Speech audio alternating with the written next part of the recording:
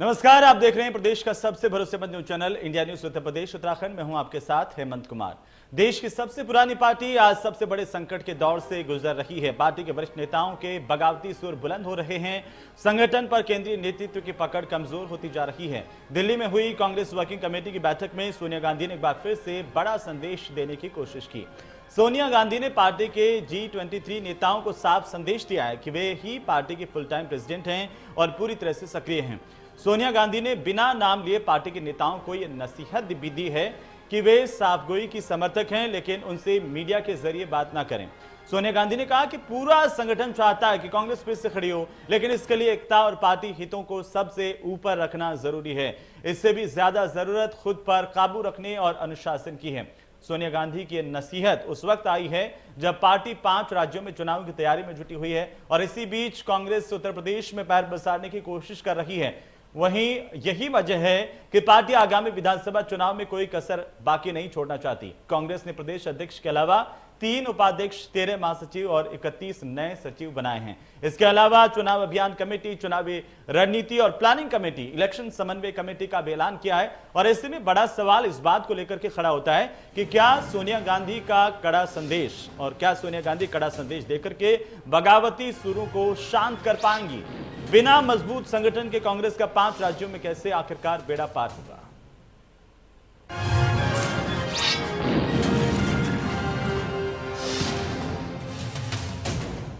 तो सवाल अब इस बात को लेकर के कि सोनिया गांधी का संदेश और CWC की बैठक के बाद क्या कांग्रेस पार्टी के भीतर सब कुछ सामान्य हो गया है? क्या कांग्रेस पार्टी के भीतर G23 जो नेता हैं उनका विरोध कम हो गया? क्या कांग्रेस के गुटबाजी से कांग्रेस पार्टी ने पार पा लिया है? यह अपने आप में महत्वपूर्ण है। साथ ही साथ आने वाले दिनों में चुनाव भी है और ऐसे में इन चुनाव में कांग्रेस के भीतर क्या एकजुटता के साथ कांग्रेस पार्टी प्रदर्शन करने के लिए चुनावी मैदान में उतरेगी। सोनिया गांधी ने कहा कि मैं ही कांग्रेस की फुल टाइम प्रेसिडेंट हूं। प्रियंका गांधी के रोड मैप पर इस वक्त क्या कांग्रेस पार्टी चल रही है, यह भी अपने आप में सवाल। इसको लेकर के आज हम बात करेंगे। कई राज्यों में अंदरूनी कलह है और इसके चलते कांग्रेस पार्टी को फजीयत का सामना भी करना पड़ रहा है। पंजाब से लेकर के छत्तीसगढ़ तक बहुत सारे सवाल।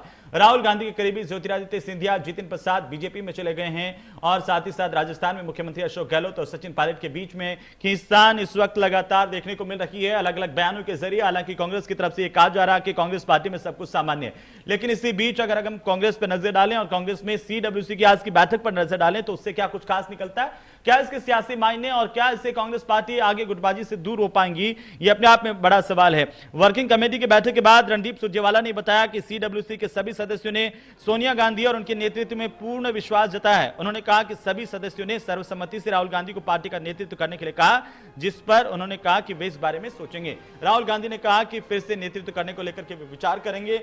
हालांकि यह भी जानकारी कि सितंबर 2022 में चुनाव प्रक्रिया शुरू होगी। तो वहीं कांग्रेस के नेता KC वेणुगोपाल ने कहा है कि 14 से लेकर 29 नवंबर के बीच में कांग्रेस पार्टी महंगाई के खिलाफ जन आंदोलन करने जा रही है। इसमें केंद्र की नीतियों के खिलाफ हमला बोला जाएगा। साथ ही हम आपको बता दें, कांग्रेस वर्किंग कमेटी की बैठक में फैसला किया गया है कि पार्टी के अध्यक्ष पद के लिए चुनाव अगले साल 21 अगस्त से 20 सितंबर के बीच में होगा। CWC के सदस्यों का पूर्ण सत्र अगले साल सितंबर या अक्टूबर में होने की संभावना है। 1 नवंबर से कांग्रेस पार्टी का सदस्यता अभियान शुरू होगा। लेकिन क्या इन सब के बीच कांग्रेस में सब कुछ सामान्य है, सब कुछ नॉर्मल है और कांग्रेस पार्टी में क्या एकजुटता भी है? G23 के नेताओं के जो बागी स्वर है, क्या वो कमजोर हो गए हैं? तमाम सवालों को लेकर के आज की बड़ी बहस और हमारे साथ खास मेहमानों का एक पैनल पूरा जुड़ चुका है। मैं आपका परिचय करवा दूं, हमारे साथ आनंद दुबे हैं, प्रवक्ता भारतीय जनता पार्टी के, प्रोफेसर धर्मेंद्र यादव हमारे साथ हैं, प्रवक्ता समाजवादी पार्टी के डॉक्टर उमाशंकर पांडे हमारे साथ हैं, प्रवक्ता है कांग्रेस पार्टी के, और काजी इमरान लतीफ हमारे साथ हैं, प्रवक्ता आम आदमी पार्टी के। आप सभी का बहुत बहुत स्वागत है इस चर्चा में। और माफ कीजिए, आम आदमी पार्टी की तरफ से अनिरुद्ध प्रताप हमारे साथ हैं, लगातार वे चर्चा में शामिल रहेंगे। तो अनिरुद्ध जी, आपका भी स्वागत। और इसी बीच सीधे देखिए चर्चा की शुरुआत करते हैं और शुरुआत डॉक्टर उमाशंकर पांडे साहब आप ही से करना चाहता हूं। क्या हुआ CWC की बैठक के बाद में, और सोनिया गांधी ने जब ये कहा कि मैं ही फुल टाइम प्रेसिडेंट हूं और पूरी तरह से सक्रिय भी हूं, क्या अब कांग्रेस पार्टी के भीतर बदलाव की बात करने वाले शांत हो जाएंगे? कांग्रेस की क्या एकजुटता नजर आएगी, गुटबाजी खत्म हो जाएगी, और G23 के नेताओं का जो विरोध है उसका क्या होगा? क्या वो भी शांत हो जाएगा? तमाम सवाल जवाब दीजिए।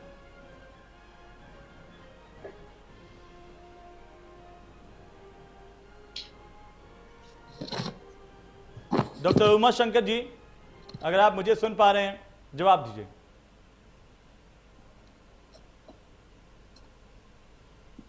उमा शंकर जी तक शायद आवाज नहीं पहुंच पा रही। उमा शंकर जी, आप मुझे सुन पा रहे हैं? मैं कोशिश करूंगा कि आप तक आवाज पहुंचे। आनंद दुबे हमारे साथ है। आनंद दुबे, एक टिप्पणी, एक कमेंट आपका, क्या लगता है कांग्रेस पार्टी को लेकर के लगातार आप लोग हमलावर रहते हैं और कहते हैं कि देखिए इस पार्टी के भीतर सबसे पुरानी पार्टी का आशय है कि तमाम तरह से पार्टी में एकजुटता की कमी है और अलग अलग सुर उठ रहे हैं, कोई पूर्णकालिक अध्यक्ष नहीं है। लेकिन आज तो सोनिया गांधी ने कह दिया कि वे ही जो है पूरी तरह से फुल टाइम प्रेसिडेंट है और पूरी तरह से सक्रिय हैं। आनंद दुबे, एक टिप्पणी आपकी।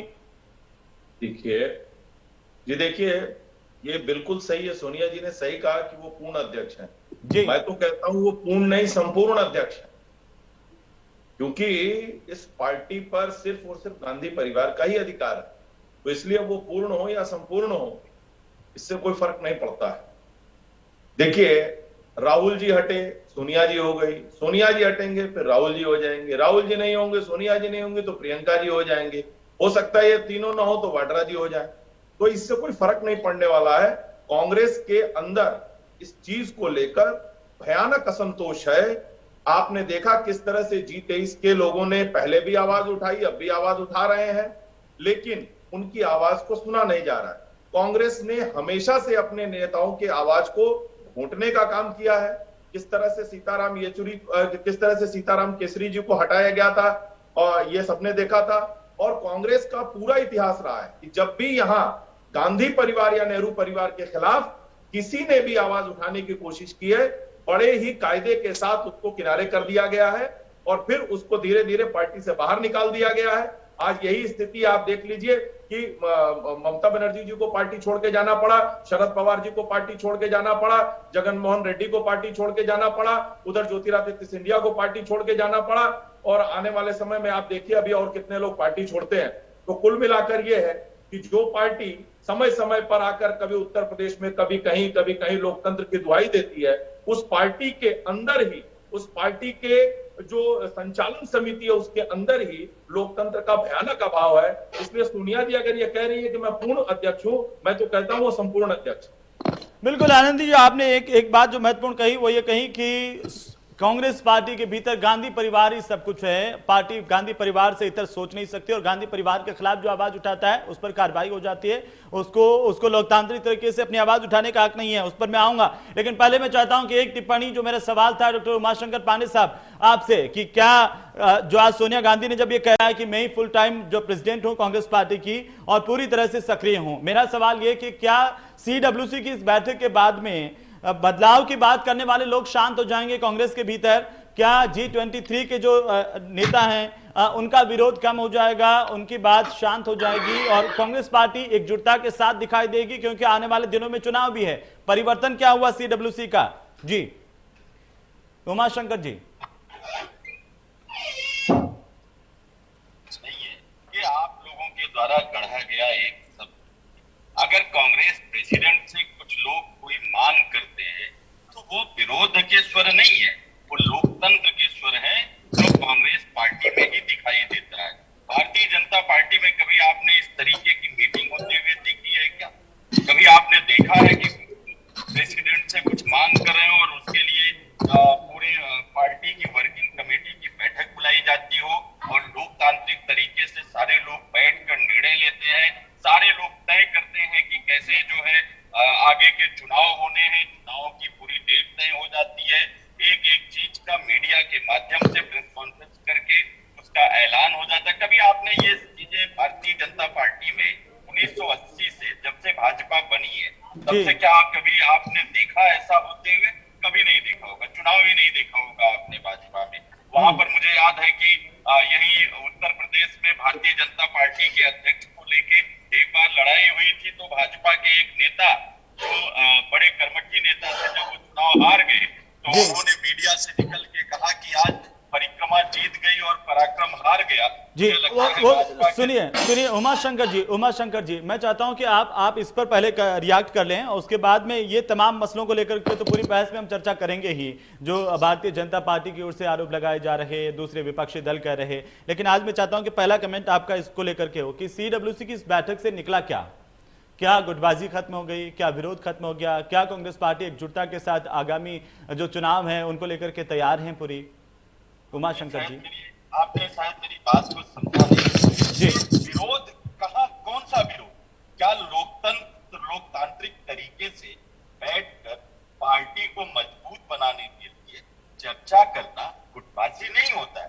वो गुटबाजी नहीं है, वो पार्टी को मजबूत करने के लिए अगर कुछ लोगों ने पत्र के माध्यम से माननीय अध्यक्ष जी से ये रिक्वेस्ट किया था कि हम एक पूर्णकालिक अध्यक्ष दें, हम चुनाव करा लें, तो ये गुटबाजी है या एक सीनियर नेता का अपने प्रेसिडेंट को दिया गया एक सुझाव है?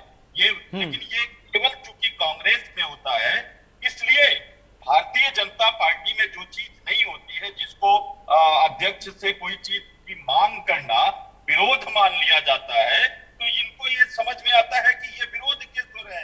हम कहते हैं ये हमारी लोकतांत्रिक प्रक्रिया है, हमारा जो संविधान है उस संविधान के अंतर्गत ये हम करते हैं। हम CWC की बैठक करते हैं, बाकायदे इलेक्शंस होते हैं, बूथ लेवल पर प्राइमरी मेंबर्स बनते हैं, डेलीगेट्स बनते हैं, PCC मेंबर्स का चुनाव होता है, AICC मेंबर्स बनते हैं, district committee, district Congress committee के शहर अध्यक्ष और प्रेसिडेंट चुने जाते हैं, प्रदेश की कमेटी प्रदेश अध्यक्ष बनते हैं। उन सबका आज ऐलान भी KC वेणुगोपाल जी ने किया। क्या मेरा प्रश्न क्या है? मेरा प्रश्न ये है कि भारतीय जनता पार्टी में किसी की मजाल नहीं होती है कि जो उनका उस समय का अध्यक्ष होता है उससे कुछ वो कह सके। चलिए लेकिन उमाशंकर जी उस सवाल का जवाब नहीं मिला कि आज की CWC की बैठक से क्या निकला, क्या तय हुआ? आप सुनना क्या चाहते हैं वो मैंने नहीं बोला है। नहीं, मैं कुछ सुनना चाहता हूँ, नहीं चाहता हूँ, मायने नहीं रखता। ये मायने रखता है कि उमाशंकर जी पार्टी के प्रवक्ता के तौर पर क्या बताते हैं देश की जनता को, क्या जानकारी देते हैं आप? नहीं, हमने तो जानकारी दे दी कि हमने प्रधानमंत्री जी की नीतियों पर पूरी चर्चा हुई। आदरणीय सोनिया गांधी जी ने विदेश नीति पर, आर्थिक नीति पर, महंगाई पर, किसानों के मुद्दे पर, लखीमपुर के मुद्दे पर जिस तरीके से इस सरकार ने अहंकार, आत्ममुग्धता दिखाई है और जिस तरीके से विदेश नीति का भी दुरुपयोग करके उसका चुनाव में दुरुपयोग किया जा रहा है तुष्टीकरण के लिए और ध्रुवीकरण के लिए, उसका भी उन्होंने जिक्र किया। 56 इंची सेना की बात करने वालों की बगिया उधेड़ दिया उन्होंने। उन्होंने कहा कि प्रधानमंत्री जी ने एक बार कहा कि ना कोई आया है ना कोई। चलिए ठीक है उमाशंकर पांडे जी, इस पर हम चर्चा कर लेंगे, एक एक कमेंट सबके हो जाए। प्रोफेसर धर्मेंद्र यादव साहब, आप कैसे देख पा रहे हैं CWC की बैठक और तमाम तरह की बातें विपक्ष के लोग कर रहे थे और सोनिया गांधी ने जवाब दिया और उमाशंकर जी कह रहे हैं कि उन्होंने बता दिया कि वे पूर्णकालिक प्रेसिडेंट हैं पार्टी की।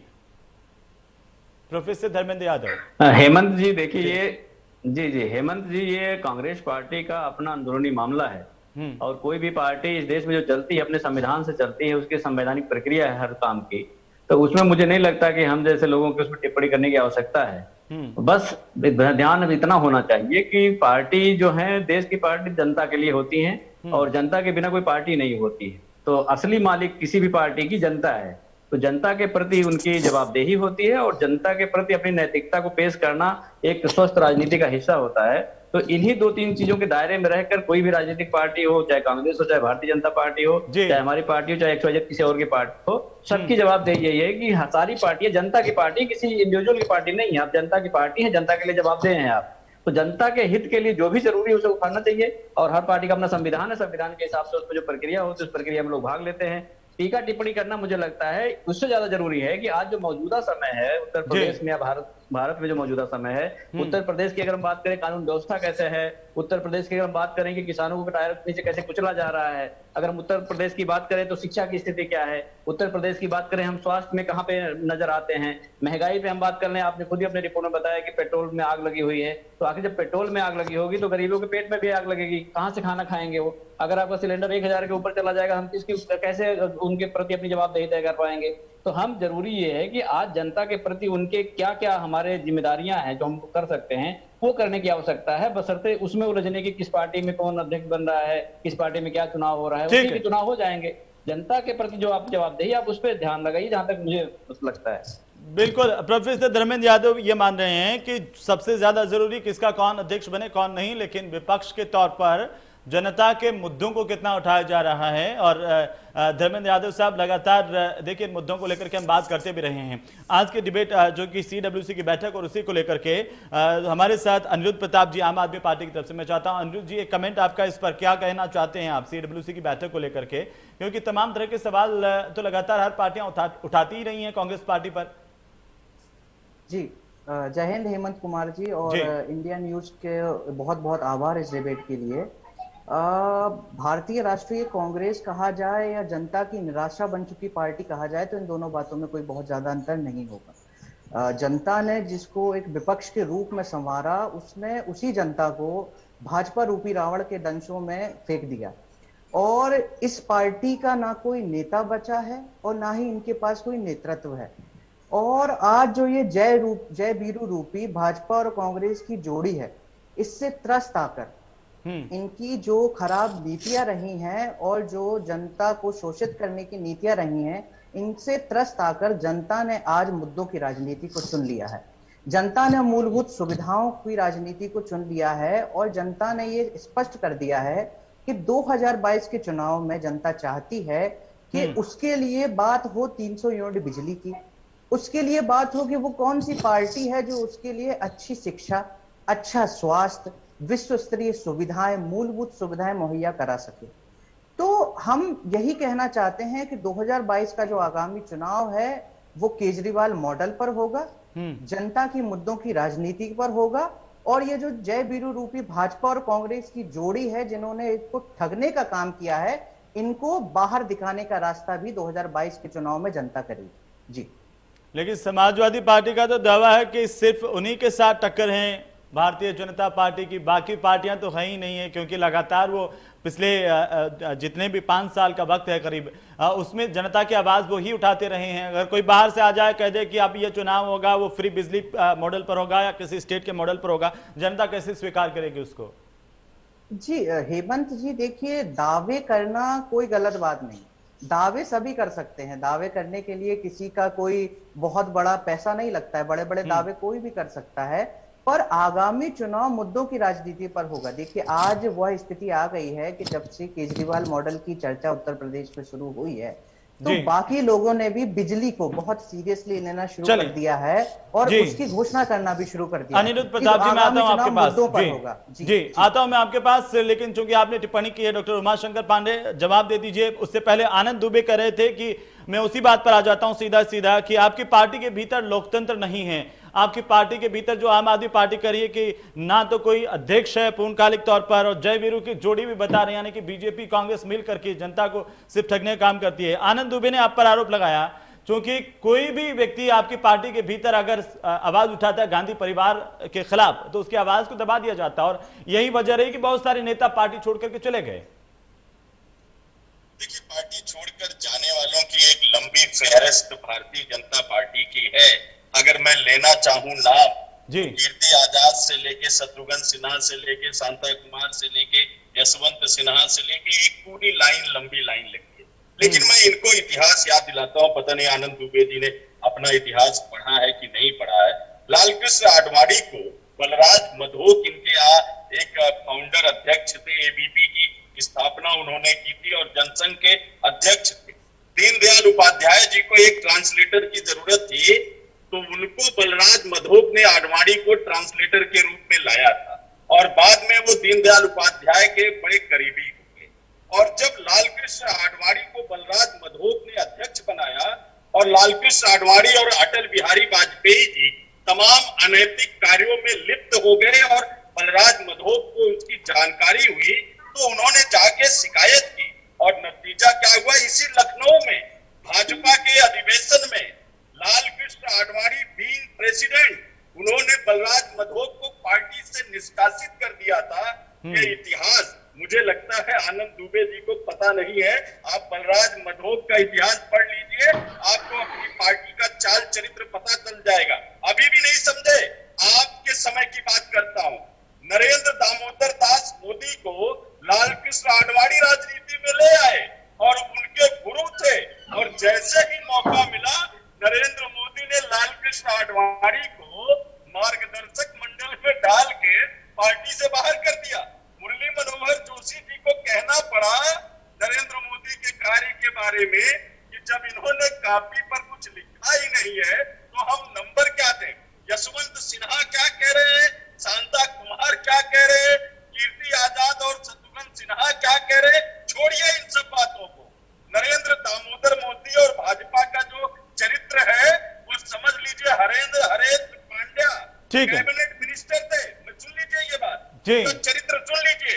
हरेंद्र पांड्या जी कैबिनेट मिनिस्टर थे, मुख्यमंत्री पद के दावेदार थे। लालकृष्ण आडवाणी ने नरेंद्र मोदी तो चलिए बड़ी बहस में फिर से चर्चा पर लौटते हैं। तमाम मेहमान हमारे साथ लगातार बने हुए हैं। प्रोफेसर धर्मेंद्र यादव, सीधा आपके पास आते हुए और सवाल इस बात को लेकर के जो कांग्रेस पार्टी के प्रवक्ता डॉक्टर उमाशंकर पांडे कह रहे थे कि भारतीय जनता पार्टी में लोकतंत्र कहां है, ये तो सब जानते हैं। हमारी पार्टी में लोकतंत्र है, लोगों को अपनी आवाज उठाने का हक, और सीडब्ल्यूसी की बैठक कोई पार्टी के लिए कोई नई बात नहीं है। पार्टी की बैठक होती है, उसमें रणनीति बनाई गई है। आनंद दुबे जी, देखिए मैं सुन रहा था उमाशंकर जी को, बड़े विद्वान व्यक्ति हैं, इतिहास का भी इनको बहुत ज्ञान है। इनको ये नहीं पता है कि उस पार्टी के लोग, जिस पार्टी में अध्यक्ष पद पर एक ही परिवार का दावा है, 1991 से लेकर अब तक एक ही परिवार का व्यक्ति लगातार कांग्रेस अध्यक्ष पद पे बना हुआ। इस बीच में भारतीय जनता पार्टी में 10 अध्यक्ष बदले गए हैं। 10 अध्यक्ष, 10 अलग अलग लोगों ने पार्टी के अध्यक्ष पद को सुशोभित किया है। तो ये अंतर है हमारे और कांग्रेस के बीच में। दूसरी, ये वो पार्टी है जहां सत्ता के लिए मां बेटे की हत्या करवा देती है और उसकी पत्नी और उसके बिल्कुल गलत बात है। इस तरीके की टिप्पणी अगर आप करेंगे तो मैं आपको कोर्ट में कर वो पार्टी है जो आनंद दुबे जी ये क्या फैक्ट हुआ? आनंद दुबे जी, ये वो पार्टी है जो वोट सत्ता के लिए हर तरह की चीजों का दुरुपयोग करती है। लोगों को देने में शर्म भी नहीं आती है। जिनके किरदार पर खुद शैतान भी शर्मिंदा है, वो आए हैं हमको यहाँ। अरे शर्म करिए, कभी सपना देख सकते हैं कि वो कांग्रेस के प्रेसिडेंट हो सकते हैं? अरे आपको तो सपना देखने का भी अधिकार नहीं है। आप ऐसी पार्टी में गुलामी दी जाती है, गुलाम बन के रहिए और गुलामों की तरह पार्टी में सिखाया जाता है। लेकिन आनंद दुबे मैं रोकना चाहता हूं दोनों को, आपको। आनंद दुबे जी और उमाशंकर जी, एक मिनट, उमाशंकर जी, एक मिनट, एक मिनट, उमाशंकर जी एक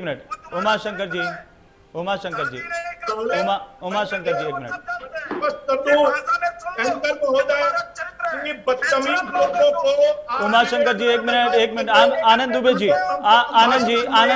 आनंद जी, बिना कोई फैक्ट चेक के आप ऐसे कुछ भी बोलते चले जाएंगे, किसी पार्टी पर आरोप लगा देंगे, वो भी इस तरह से आरोप लगा देंगे, ये तो बहस नहीं हुई ना सर। आनंद दुबे आप प्लीज एक मिनट शांत होइए। अरे जनता ने ठुकराया है तो मंथन करो, जनता ने ठुकराया है तो यहाँ बैठकर और भरी बातें करने से सत्ता हासिल नहीं होगी। अरे तुम शर्त करो,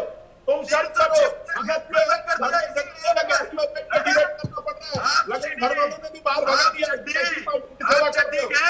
पूरे देश में सीढ़ियां घूम रही है तुम्हारे। ये भाषा अलाउ नहीं करूंगा, ये तू तड़ाके की भाषा नहीं। मैं आपसे दोनों से गुजारिश कर रहा हूं, डॉक्टर उमाशंकर जी और आनंद दुबे जी, देखिए भाषा की गरिमा का ख्याल रखें। ये तू तड़ाके की भाषा करने के लिए हम यहाँ पर नहीं बैठे हैं। मैं आपको स्ट्रिक्टली ये बात बोलना चाहता हूँ, निवेदन करना चाहता हूँ आप दोनों से निवेदन करना चाहता हूँ। आप प्लीज आप शांत हो जाइए। सुन लीजिए दोनों सुन लीजिए आनंद दुबे और उमाशंकर जी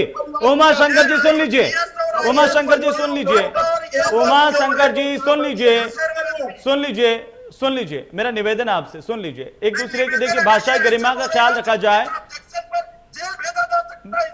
वो ठीक है। आप कानूनी कार्रवाई आपके तौर पर करना चाहते हैं वो कीजिए। अरे 2% के नहीं, इस तरह की गलत बातें नहीं, आप दोनों से मैं कहना चाहता हूं। शर्मानी चाहिए, यहाँ बैठ के बकवासबाजी कर दो। कहां से सड़क साफ लफंगों को कम से कम कांग्रेस ले आइए, जिसके पास तर्क हो, ज्ञान हो, तथ्य हो। ये सड़क तार्किक बात करते, अरे सड़क छाप लफंगे, समझ में आया ना? सड़क छाप लफंगे हो गए तो बेशर्मियत पर उतर आए तुम। बेशर्मियत पे तुम उतरे हो। भाषा की मर्यादा पहले तुमने तार तार की है। मैं जैसी डिबेट चाहोगे तुम पे बदतमीजी की है, और जैसी डिबेट करोगे वैसी बहस मिलेगी तुमको। बदतमीजी करोगे तो बदतमीजी करोगे तो तुमसे बड़े बदतमीज बन के दिखाएंगे। क्या देश की जनता आपसे यह अपेक्षा करती है? आप दोनों से, दोनों बड़ी पार्टियों के प्रवक्ता हैं, आप एक दूसरे को गाली गलौज के साथ बात कर रहे हैं। जो लोग आपको इस वक्त देख पा रहे हैं, वो लोग आपके बारे में क्या परसेप्शन बनाएंगे, इस बात को सोचिए आप दोनों अपनी अपनी। ये क्या हो रहा है यहाँ पर? ये क्या हो रहा है? आप सोचिए, ये क्या हो रहा है? ये आप लोगों की भाषा है, ये आप लोगों की भाषा, गाली गलौज की भाषा। आप दोनों बड़ी पार्टियों के प्रवक्ता है, मैंने जो कहा शर्म आनी चाहिए आपको इसी राजनीति पर। अपने भाषाई गरिमा का ध्यान रखना चाहिए। और उमाशंकर जी, आपको भी सोचने की जरूरत है। आप उस पार्टी का प्रतिनिधित्व कर रहे हैं जो देश की सबसे पुरानी पार्टी का दावा करती है। क्या उसका प्रवक्ता यहां पर बैठ करके इस तरह की भाषा का इस्तेमाल करेगा? अगर कोई और गलत भाषा बोल रहे हैं तो क्या आप भी उसके साथ उसी तरह से भाषा का इस्तेमाल करेंगे? क्या फर्क है फिर आप में और दूसरी पार्टियों में? और धर्मेंद्र यादव, दुनिया की सबसे बड़ी पार्टी बोलते हैं आप अपने आप को, और आप तू तड़ाके की भाषा का इस्तेमाल करते हैं, गाली गलौज की भाषा का इस्तेमाल करते हैं। सोचिए अपने आप पर, इस देश की जनता क्या मैसेज लेगी आपसे? क्या इस देश की राजनीति अब ऐसी हो गई है? यह सोचने की जरूरत है। क्या इस देश की राजनीति तथ्यों के बजाय, क्या इस देश की राजनीति गाली गलौज पर चलेगी? यह देश देख रहा है आपको, आप दोनों को देख रहा है। आप शांत होइए दोनों, शांत होइए दोनों। शर्म कीजिए अपने आप पर कि आप पार्टी के प्रवक्ता हैं। उमाशंकर पांडे, शांत होइए। कमाल है, कुछ भी बोले जा रहे हैं। पूरा देश आपको इस तरह से फॉलो करता है क्या? इसलिए चुनेगा आपको कि वहां पर किसी पार्टी का प्रवक्ता आकर के गाली गलौज पर उतरे। अरे आप तथ्यों की बात कीजिए। उमाशंकर पांडे, चुप रहिए। उमाशंकर पांडे, चुप हो जाइए, सुनिए इस बात को। चुप हो जाए, ऐसे बोलेंगे ये? आप कैसे बोल रहे थे? मैं रिवाइंड करके सुनाऊं, आप कैसे बोल रहे थे, क्या बोल रहे थे? वो गलत बोल रहे थे, इसका मतलब आप माफी मांगिए। आप माफी मांगिए कि जो शब्द आपने बोले हैं वो आपने गलत बोले हैं, और इस तरह की भाषा का इस्तेमाल नहीं होना चाहिए। एक मिनट आनंद दुबे, एक मिनट नहीं बोलेंगे आप, एक मिनट शांत रहेंगे। उमाशंकर पांडे, मेरे सवाल का जवाब दीजिए। उमाशंकर पांडे, माफी मांगिए आप। क्यों माफी मांगे? जो आपने शब्द बोले, जो आपने शब्द बोले, मेरी बात सुनिए, मैं इससे आगे नहीं बढ़ूंगा, मेरी बात सुनिए। मैं उनके पास जाऊंगा, उनको माफी मांगनी पड़ेगी। आनंद दुबे ने गलत शब्दों का इस्तेमाल किया, उनको भी माफी मांगनी पड़ेगी। लेकिन हमारी सभ्यता यह नहीं है। जिस देश की सभ्यता और संस्कृति पर हम जाकर के पूरी दुनिया में गर्व करते हैं, उस पार्टी के राष्ट्रीय प्रवक्ता और राज्य के प्रवक्ता अगर इस तरह की भाषा का इस्तेमाल करेंगे, क्या इस आधार पर जनता आपको वोट देगी? उत्तर प्रदेश समेत बाकी राज्यों में भी चुनाव है, क्या इस आधार पर आपको चुनेगी? एक सभ्यता और शालीनता का परिचय देने से कोई छोटा नहीं हो जाता। उमाशंकर जी, मैं चाहता हूं कि आप आज उत्तर प्रदेश की जनता को, देश की जनता को ये जरूर कहें कि अगर मैंने गलत शब्दों का इस्तेमाल किया है तो उसके लिए मैं माफी चाहता हूं। नहीं, अगर एक प्रवक्ता जिसको आपने बुलाया है, आप छोड़िए ना उनकी बात को। उमाशंकर जी, मैं सिर्फ आपकी बात कर रहा हूं। मैं जाऊंगा, मैं उनके पास जाऊंगा। मैं क्या कह रहा हूं? उमाशंकर जी, मेरी बात सुनिए। उमाशंकर जी, मेरी बात सुनिए। मैं उनके पास भी जाऊंगा, लेकिन अभी क्या आपको इस बात का रियलाइज है, आपको इस बात का भान है कि आपने क्या बोला है और वो गलत बोला है? मैंने एक भी चीज अगर तथ्यहीन बोली हो नहीं, अगर आप तू तड़ाके और ये इस तरह की भाषा का इस्तेमाल करते हैं, वो गलत है। कोई देखिए, कोई भी अगर कोई गलत बातों का इस्तेमाल करता है, अगर उससे उसका पता चलता है वो कितना बड़ा है। उमाशंकर जी, कितना बड़ा है, कितना सभ्य है। अगर हमने कुछ गलत बोला और वो ऑन एयर गलत गया है तो हमारी नैतिक तौर पर जिम्मेदारी है हमारी नैतिक तौर पर जिम्मेदारी है। मैं जानता हूं राजनीति में अब नैतिकता बची नहीं है, लेकिन नैतिक तौर पर हमारी जिम्मेदारी है कि जो प्रदेश की जनता, देश की जनता हमारे को देख रही है, उससे हम ये जरूर कहें कि हमने अगर गलत शब्दों का इस्तेमाल किया है तो हम माफी चाहते हैं। ठीक है, मैं आता हूं। आनंद दुबे, आनंद दुबे, आनंद जी, ठीक है, ठीक है। आप एक दूसरे को देखने की बात बोल रहे हैं, आप एक दूसरे को तुतलाने की भाषा बोल रहे हैं। क्या आप अपने घर में भी इसी भाषा का इस्तेमाल करते हैं? ये भाषा तो टीवी की नहीं है, ये भाषा तो देश की नहीं है।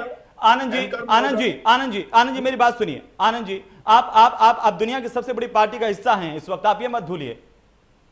आपने जो गलत शब्दों का इस्तेमाल किया, क्या आप उसके लिए माफी मांगने के लिए तैयार हैं? महोदय, अब मेरी पूरी बात सुन लीजिए। मेरी इतना सा बात, मैं इतना सा दुबे जी, मैं इतना सा चाहता हूं, आपने भी जो गलत शब्दों का इस्तेमाल किया उसके लिए माफी मांगने, क्षमा मांगने के लिए तैयार हैं? आप मुझे मेरी बात को कहने दीजिए जनाब। मैं पहले इससे आगे नहीं बढ़ूंगा सर।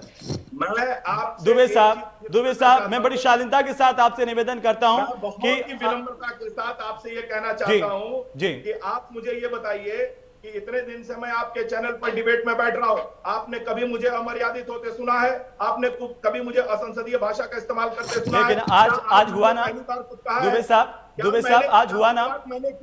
क्या शुरुआत मैंने की? नहीं दुबे साहब, ये फर्क नहीं पड़ता। दुबे साहब, पीछे की बातों में मत जाइए। चलिए, दोनों अगर आप दोनों माफी नहीं मांगना चाहते, आपको लगता है कि आपने कुछ भी असंसदीय नहीं बोला है, धर्मेंद्र जाटव कुछ कहना चाह रहे हैं, दोनों का ऑडियो शांत कर दीजिए। कोई दोनों की आवाज नहीं जाएगी, दोनों की आवाज नहीं जाएगी। मैं आपको एक और मौका देता हूं। आज तक दुबे साहब, मेरा निवेदन आपसे ये, मैं मानता हूं कि आप डिबेट का हिस्सा होते हैं, आपने कभी असंसदीय भाषा का इस्तेमाल नहीं किया, लेकिन अगर आज आपने किया है तो आपको इसमें कोई एतराज नहीं होना चाहिए कि आप ये कह दें कि मुझसे गलती हुई है। देखिए, उससे कोई छोटा हो जाता है क्या? मैं लगातार इस बात को देख रहा हूं कि उमाशंकर पांडे कई बार डिबेट में, पिछली एक बार मेरी डिबेट थी उसमें भी इन्होंने असंसदीय शब्दों का इस्तेमाल किया, मैंने वहां कुछ नहीं बोला। लगातार ये इस तरह की हरकत कर रहे हैं, और जब कोई व्यक्ति सीमा को लांघ देता है, मर्यादा को तोड़ देता है, तो उसको उसी भाषा में जवाब देना पड़ता है। ये तो आपकी पार्टी की रवायत नहीं है। ये तो आपकी पार्टी की रवायत नहीं है कि कोई गाली दे तो उसको गाली दिया जाए। क्या ये पंडित दीनदयाल के उसूल हैं? मुझे ये बताइए, श्यामा प्रसाद मुखर्जी के उसूल हैं?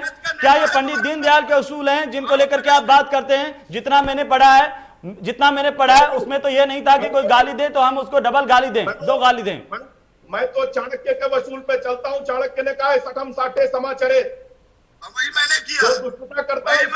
तो चलिए, आप दोनों ये तय कर लीजिए, आप दोनों तय कर लें और प्रदेश की जनता तय कर लें कि कौन सी पार्टी के प्रवक्ता हैं। चलिए, शांत हो जाइए, अब ज्यादा समय व्यतीत मत कीजिए। धर्मेंद्र जी बोलिए। हेमंत जी, मैं अभी आपको नैतिकता की बात बता ही रहा था जी। देश की जो 2 राष्ट्रीय पार्टियां हैं, दोनों पार्टियों के प्रवक्ताओं के पूरे प्रदेश और देश ने सुना। बस मैं एक बात कहना चाहता हूं कि भारतीय जनता पार्टी ने किसानों को टायर के नीचे कुचलने का काम किया। वहीं छत्तीसगढ़ में आपने देखा होगा कि जो मां दुर्गा के श्रद्धालु थे उन पर किसी ने गाड़ी चढ़ा दी। तो अब इन लोगों से कोई नैतिकता की बात करने की आवश्यकता नहीं है। मुझे लगता है आपने पूरा प्रयास किया, उस प्रयास के लिए मैं आपकी सराहना करता हूं, आपके चैनल की सराहना करता हूं। लेकिन देश की ये दिशा नहीं होनी चाहिए, इससे देश का कुछ नहीं होने वाला है, उत्तर प्रदेश और प्रदेश की जनता का कुछ नहीं होने वाला है। हमें एक बार आत्ममंथन करने की आवश्यकता है। ऐसे लड़ने से कोई हल निकलने की आवश्यकता नहीं है, दूसरे को गाली देने से कुछ मेरे ख्याल से निकलने की आवश्यकता नहीं है। जो एक मर्यादा है, मर्यादा हर किसी के लिए जरूरी है। आपके परिवार में मर्यादा होनी चाहिए, आपके समाज में मर्यादा होनी चाहिए, फिर उसके बाद प्रदेश और देश में मर्यादा अपने आप हो जाएगी। तो मर्यादित रह के कोई बात कर लेंगे। हो सकता है मतभेद हो सकते हैं, मतभेद पे आपके पास अगर तथ्य है तो आप तथ्य को बताइए, अगर तथ्य गलत है वो दूसरा आदमी तथ्य से बताए। लेकिन आप इस तरह की भाषा, तो मुझे लगता है फिर डिबेट करने में एक बार सोचना पड़ेगा, भाई डिबेट करें या ना करें, नहीं तो पता चला कि लोग देखेंगे तो ये सोचेंगे अगर ये दोनों साथ साथ बिठाए जाएं तो ये तो आपस में मारपीट करने पर उतारू हो जाए। फिर अगर यही भाषा की गरिमा है, नैतिकता की बात हो, तो दोनों बड़ी पार्टियां जो रोजाना नैतिकता का पाठ पढ़ाती हैं उनमें कोई क्षमा मांगने के लिए तैयार नहीं है, उसमें कोई सॉरी बोलने के लिए तैयार नहीं है। उनको लगता है कि वो छोटे हो जाएंगे। अनिरुद्ध जी, अनिरुद्ध जी, हेमंत जी, शांत हो जाइए, अब मत बोलिए। एक बार दुबे साहब, मेरा आपसे व्यक्तिगत तौर पर निवेदन है, अभी आप दूसरों की बात पे सुन लीजिए। माननीय आनंद जी, हाँ जी, हेमंत जी, मैं कहना चाहूंगा कि जो तुमको हो पसंद वही बात कहेंगे, तुम दिन को कहो रात तो हम रात कहेंगे। ये जो जय बीरू की जोड़ी है ना, ये बहुत अच्छे से जानती है कि किस तरीके से आपस में लड़ाई का दिखावा करके हम मुद्दों की राजनीति को भटकाएं। आपके दर्शकों का जो इन्होंने समय बर्बाद किया है मुद्दों की बात ना करके, मैं उसके लिए दर्शकों से यही बताना चाहूंगा कि ये लोग कभी भी ना शिक्षा की बात करेंगे, ना शिक्षा के ऊपर डिबेट करेंगे, ना स्वास्थ्य की बात करेंगे, ना स्वास्थ्य के ऊपर डिबेट करेंगे। अगर ये दोनों व्यक्ति इस बात के लिए लड़ रहे होते कि हम किस तरीके से उत्तर प्रदेश के अंदर या भारत के अंदर, देश के अंदर किस तरीके से जो बिजली का संकट फैला हुआ है उसको अच्छे से किस तरह सुधार सकें, तो मुझे एक पल के लिए अच्छा लग रहा होता। पर ये दोनों लोग अपनी पार्टियों के नेताओं से ऊपर सोच ही नहीं सकते हैं। इनके लिए जनता का हित पता नहीं किस कोने में पड़ा हुआ है और अपने पार्टी और पार्टी के नेताओं का हित सर्वोपरि है। इनके लिए स्वयं का अहम, अपने पार्टी के नेताओं का अहम सबसे आगे है और जनता की मूलभूत जो सुविधाएं, उनकी समस्याएं हैं, उन पर बात करना इनकी लिस्ट में कहीं पर नहीं आता। लेकिन ये बहुत गंभीर है अनिरुद्ध जी, ये बहुत गंभीर है। जो पार्टी श्यामा प्रसाद मुखर्जी की बात करे, जो पार्टी विवेकानंद की बात करें, वो पार्टी के प्रवक्ता अगर इस तरह की भाषा का इस्तेमाल करें, जो पार्टी महात्मा गांधी की बात करे, उस पार्टी के प्रवक्ता अगर तूतलाके की भाषा, मारपीट, देख लेने की भाषा का इस्तेमाल करें, तो वो वाकई उसको सबको निंदा करनी चाहिए। बिल्कुल बिल्कुल। और इंडिया न्यूज के दर्शकों का ये समय बर्बाद करके इन्होंने जो ये अपना रूप दिखाया, इससे पता चलता है कि ये जनता के मुद्दों के लिए कितना गंभीर है, ये कितना गंभीर है आगामी 2022 के चुनाव के लिए। उमाशंकर जी, लीजिए उमाशंकर जी, पूछिए कि इस तरह का चरित्र इन्होंने क्यों एक दिखाया। बार और मौका आपके पास कि आप दर्शकों से इतना बोल दें कि मैं क्षमा चाहता हूं। महात्मा गांधी की पार्टी हैं आप बोलते महात्मा गांधी को आदर्श मानते हैं। महात्मा गांधी तो कहते थे कि कोई थप्पड़ मारे दूसरा गाल भी आगे कर लो, हमें सत्य के साथ, अहिंसा के साथ, और अहिंसा के अंदर सिर्फ शारीरिक हिंसा ही नहीं होती है, वाणी की हिंसा भी होती है, और आपने उस लाइन को क्रॉस किया है सर। देखिए, मैं आपको बिल्कुल पूरी गंभीरता से और पूरी विनम्रता से ये बात कहता हूँ, और मैं पूरी व्यक्तिगत जिम्मेदारी के साथ ये बात कहता हूँ। अगर देश के एक पूर्व प्रधानमंत्री के बारे में कोई इस तरीके की शब्दावली का प्रयोग करेगा, इस तरीके का आरोप लगाएगा, तो मैं आपसे फिर कह रहा हूं, राहुल गांधी को लेकर के तो बहुत आरोप लगते हैं। क्या राहुल गांधी को आपने कभी सुना है किसी को गाली देते हुए? मेरी बात सुनिए उमाशंकर जी, क्या आपने महात्मा गांधी के उसूल छोड़ दिए हैं उमाशंकर जी? और राहुल गांधी को तो कितने सारे लोग गाली देते हैं भारतीय जनता पार्टी विपक्ष की तरफ से। क्या राहुल गांधी के मुंह से कभी गाली सुनी आपने? कभी कोई सामने आके बोल के दिखा दे, बता देंगे हजारों करोड़ कार्यकर्ता राहुल गांधी का मतलब क्या होता है। आनंद जी, आपने मैं मान लो आप उमाशंकर जी चाहे कुछ भी हो जाए, अब कांग्रेस पार्टी की प्रवक्ता महात्मा गांधी के विचारों पर नहीं चलते हैं। आप सॉरी नहीं बोलेंगे, आप माफी नहीं मांगेंगे उमाशंकर जी। छोड़कर कोई गांधी नहीं बनता है उमाशंकर जी, आखिरी सेकंड है आपके पास। गांधी बनने के लिए कुर्बानियां देनी पड़ती है। आप ना तो कुर्बानी दे सकते हैं, ना गांधी बन सकते हैं उमाशंकर पांडे। अब शांत हो जाइए। आनंद जी, आखिरी समय है आपके पास, चंद सेकंड है। क्या आप प्रदेश की जनता से माफी मांगना चाहते हैं अपने संसदीय शब्दों को लेकर के? नहीं, देखिए, हाँ या ना? मैं स्पष्ट बता रहा हूं, हाँ या ना? मैं पूछ रहा हूं हाँ या ना? अरे मेरी बात तो सुन लीजिए। यदि उनको जवाब देते हुए अगर कोई अमर्यादित शब्द निकला है तो चाहते हैं आखिरी सेकंड है। करता हूं। धर्मेंद्र जी, मैं बड़ी शिद्दत के साथ आपसे, धर्मेंद्र जी, माफ कीजिए आनंद जी, मैं बड़ी शिद्दत के साथ आखिरी बार आपसे पूछ रहा हूं, क्या आप अपने शब्दों के लिए माफी मांगना चाहते हैं? सर बोल तो दिया, आप कितनी बार बोलो कि क्या? अगर इनको जवाब देते वक्त इनकी कटु भाषा और इनकी अमर्यादित भाषा का जवाब देते वक्त यदि मुझसे कुछ गलत निकला है तो मैं अपने शब्दों को वापस लेता हूं, उसके लिए खेद प्रकट करता हूं। ठीक है दुबे साहब शुक्रिया, बहुत बहुत शुक्रिया। उमाशंकर जी, उन्होंने सॉरी बोला है, उन्होंने माफी मांगी है। देखिए, मैं देश के किसी भी प्रधानमंत्री का, चाहे वो कांग्रेस का, चलिए ठीक है, आप नहीं मांगना चाहते हैं। बहुत बहुत शुक्रिया आप सभी का और चर्चा में शामिल होने के लिए। आज हम कांग्रेस पार्टी की CWC की बैठक को लेकर के चर्चा करना चाहते थे, लेकिन जो प्रवक्ताओं का व्यवहार आपने देखा किस तरीके से, और ये भी सोचने वाली बात है कि आखिरकार इस तरह से हमारी राजनीति के लोग क्यों होते जा रहे हैं, उतावले और संसदीय भाषा का इस्तेमाल करने वाले। इस पर भी आप सोचिए। साथ ही साथ सवाल कांग्रेस पार्टी को लेकर के वही हैं कि क्या G23 के नेताओं का विरोध शांत हो जाएगा, क्या CWC के बाद, इस बैठक के बाद क्या बदल पाएगा, ये देखने वाली बात होगी। आप सोचिए। नमस्कार।